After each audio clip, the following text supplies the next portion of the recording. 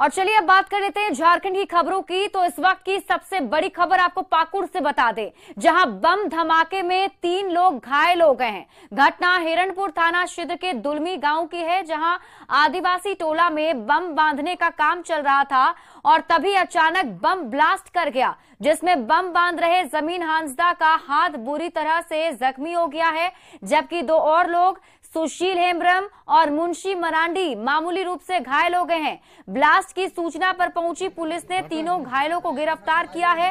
गंभीर रूप से घायल जमीन हांसदा मेसो मुर्मू के घर में बम बांध रहा था और तभी ब्लास्ट कर गया है, जिससे गांव में कोहराम मच गया है। तस्वीरें भी हम आपको वहां की दिखा रहे हैं और ये बम क्यों बांधा जा रहा था ये भी जानने की कोशिश करेंगे। लेकिन आपको बता दें कि बम बांधने के क्रम में बम जो है वो ब्लास्ट हो गया, जिसकी वजह से जमीन हांसदा, जिस पर आरोप है कि वो बम बांध रहा था, उसका हाथ जो है वो उसमें डैमेज हो गया है और जो और 2 लोग हैं वो भी जख्मी हो गए हैं। वो बम बना रहा था, बम बनाते हुए उड़ गया उसका हाथ और दोनों पैर इंजोर्ड हो गया है। अच्छा, तो अभी फिलहाल सर कैसा इसका है? अभी तो क्या बोले कि स्थिति तो उतना अच्छा नहीं लग रहा है। उसको तुरंत यहाँ से रेफर करना है ताकि वहाँ पर सर्जरी हो सके, अच्छा बेटर ट्रीटमेंट हो सके उसका। और पाकुड़ संवाददाता नंदकिशोर मंडल अधिक जानकारी के साथ जुड़े हुए हैं। नंदकिशोर, क्या जानकारी मिल पा रही है? कौन है ये लोग और क्यों ये यहाँ पर बम बांधा जा रहा था? देखिए, मैं बता दूं कि ये घटना जो है ये जिले के हिरणपुर थाना क्षेत्र के दुलमी डांगा गांव का घटना है, जहां एक घर में बम बनाकर ये बैग में रखे हुए थे और बैग में जैसे ही बैग से निकालने का प्रयास किया तो बम ब्लास्ट हो गई। वहीं इस दौरान आसपास उनके सहयोगी जो हैं वो लोग 3 व्यक्ति थे, जो तीनों व्यक्ति गंभीर रूप से घायल हो गए हैं। एक की हालत काफी नाजुक है और उन्हें जो है फिलहाल पाकुड़ सदर अस्पताल सोनाजोड़ी से रेफर कर दुमका मेडिकल कॉलेज भेजा गया है और वहीं जो है 2 लोगों को हिरासत में लेकर उन्हें जेल भेजने का कार्य किया जा रहा है। नंदकिशोर, यहाँ पर कब से ये बम बनाया जा रहा था? कुछ जानकारी आसपास के लोगों को वहां पर थी? नहीं, देखिए, ये लोग जिस घर में बम बनाने आए थे वहाँ के उन घर के 2 व्यक्ति दामाद बताए जा रहे हैं जो असम के रहने वाले हैं और एक व्यक्ति हिरणपुर थाना क्षेत्र के ही रहने के हैं, जो वहाँ इन लोगों को 2 लोगों को फिर नया अपने गुट में लाया जा रहा था और उन्हें इस अपने ई से जोड़ने का प्रयास किया जा रहा था। लेकिन इसी दौरान जो है ये घटना घटी है और इन लोगों का साहिबगंज जिले के बड़हरवा में कुछ बड़ी घटना को अंजाम देने का काम चल रहा था। नंदकिशोर, ये बताइए कि जिस घर में बम बनाया जा रहा था उस घर में अभी कौन कौन लोग रह रहे थे और कौन लोग बाहर से आए थे?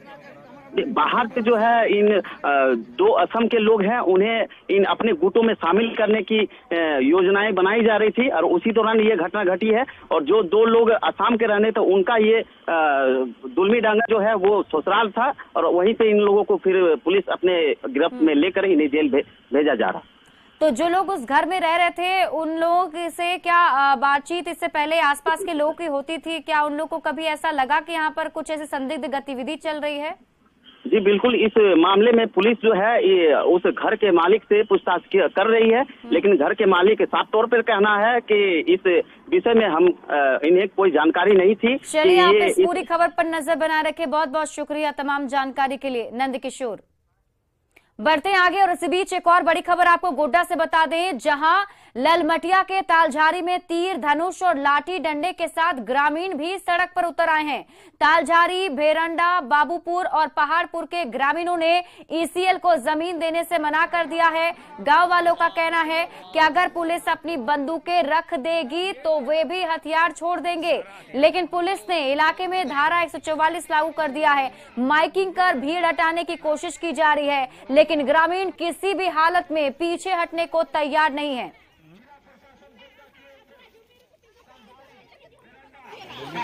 ईसीएल कहती है कि वो जमीन की कमी से जूझ रही है और इसको लेकर आज यहाँ शक्ति प्रदर्शन किया जा सकता है। भारी संख्या में पुलिस जवानों के साथ ईसीएल जो प्रबंधन है वो ग्रामीणों के पास आई है। धारा 144 लगा दिया गया है। अनाउंसिंग कराए जा रहे हैं कि किसी भी तरीके के हथियार के साथ ग्रामीण नहीं होंगे। ये ग्रामीणों की भीड़ है जो लगातार इस चीजों का विरोध कर रही है कि इनका जो खतियानी जमीन है वो नहीं दिया जाए, और इस वजह से इनके अंदर जो आक्रोश है वो है। जब अनाउंसिंग कराया गया तो भारी संख्या में ग्रामीण भी सड़क पर आ गए हैं और ये विरोध कर रहे हैं कि चाहे स्थिति कुछ भी हो जाए हम जमीन देने को तैयार नहीं है। एक भैया है मेरे साथ यहाँ पर। भैया क्या नाम है आपका? मेरा नाम संजय हंसदा।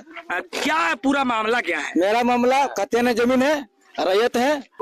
हम सिद्धो बरसज है, खतियानी जमीन है, हम नहीं चले जमीन लेने की बात कर रही हैं आप लोग का जमीन कहा जा रहा है कि लिया जाएगा, क्या आप लोग देने के लिए तैयार हैं? नहीं, हम लोग तैयार नहीं है। क्या नाम है आपका? मनोज दास के।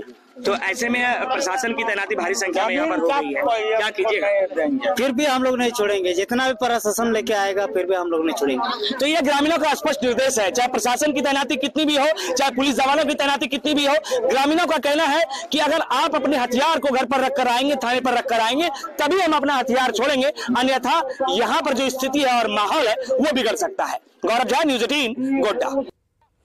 और गोड्डा संवाददाता गौरव झा अधिक जानकारी के साथ जुड़े हुए हैं। गौरव, अभी ताजा हालात वहां पर क्या है? क्या बातचीत से यहां पर मामला सुलझ रहा है या फिर स्थिति कैसी बनती हुई दिख रही है आपको? आपको बता दें कि पिछले 3 से 4 घंटे से प्रशासन ये प्रयास कर रही है कि ग्रामीणों को यहाँ से पीछे हटाया जाए। ग्रामीण पीछे हटने को तैयार नहीं है। पहले 2 दफा तो महागामा के एसडीएम ने ये प्रयास किया है कि ग्रामीणों से बातचीत की जाए। 2 दफा उन्हें वापस लौटना पड़ा, ग्रामीणों ने बात नहीं मानी। करीबन 1000 की संख्या में पुलिस जवानों की तैनाती यहाँ की गई है। साथ साथ जो ग्रामीणों की अगर हम बात करें तो आसपास से 10 से 15 गाँव के ग्रामीण जो है वो पारंपरिक हथियार के साथ लैस होकर यहाँ पर खड़े हैं और साफ तौर से उनका कहना है कि चाहे जितनी भी संख्या में पुलिस के जवान आ जाए, अगर हमारा खून भी बह जाए फिर भी हम यहाँ से आपको आगे जाने को तैयार नहीं देंगे। इसके साथ साथ जब महिलाएं भी सड़क पर हैं, बच्चे भी सड़क पर हैं और उनके साथ जो महिला अधिकारी हैं वो यहाँ पर बातचीत करने के लिए आई हैं, जो एडिशनल कलेक्टर हैं वो यहाँ पर बातचीत करने आई हैं। आदिवासी भाषा में जो है उन्हें समझाने का प्रयास किया जा रहा है कि आप यहाँ से पीछे हट जाइए, लेकिन ग्रामीणों का साफ कहना है कि अगर हम इस जमीन को दे देते हैं तो उनका भोजन तक यहाँ नसीब नहीं होगा। अगर यहाँ से जमीन को दे दिया जाए तो उनकी फसलें नहीं होगी और उनका पुष्ट कैसे चलेगा, और इसी चीज का विरोध है कि वो यहाँ पर जमीन देने को तैयार नहीं है। गौरव, जरा ये समझाइए कि जब पहले से इस जमीन को लेकर के बातचीत चल रही थी तो क्या पहले से मामले को सुलझाया नहीं जा रहा था? कहां पर आपत्ति आ रही थी? जी, हम आपको बता दें कि पहले भी एक दफा ईसीएल के जो वरीय अधिकारी हैं वो तमाम लोग ग्रामीणों से बात करने के लिए आए थे, जिसके बाद ग्रामीणों ने विरोध करते हुए करीबन 10 घंटे तक उनको और साथ साथ महागामा अनुमंडल के जो अधिकारी हैं उन्हें बंधक बना लिया था। चलिए, आप इस पूरी खबर पर नजर बनाए रखे। बहुत बहुत शुक्रिया तमाम जानकारी के लिए गौरव। लगातार जमीन की कमी से जूझ रहा है और जमीन पर चढ़ाई करने के लिए आज प्रशासन की मदद ली गई है। प्रशासन की ओर से जो जिले के अधिकारी हैं वो इस जगह पर पहुंचे हैं और अहले सुबह से अब तक 3 दफा बात करने का प्रयास कर लिया गया। ग्रामीणों ने स्पष्ट रूप से मना कर दिया। अभी देखिए, अब भी वहां पर जो बातचीत है वो महागामा के एसडीएम, उनके साथ जो खनन पदाधिकारी हैं मेघलाल टुड्डू और ग्रामीण, वो बातचीत कर रहे हैं कि किसी भी तरीके से इस बातचीत को सफल किया जाए।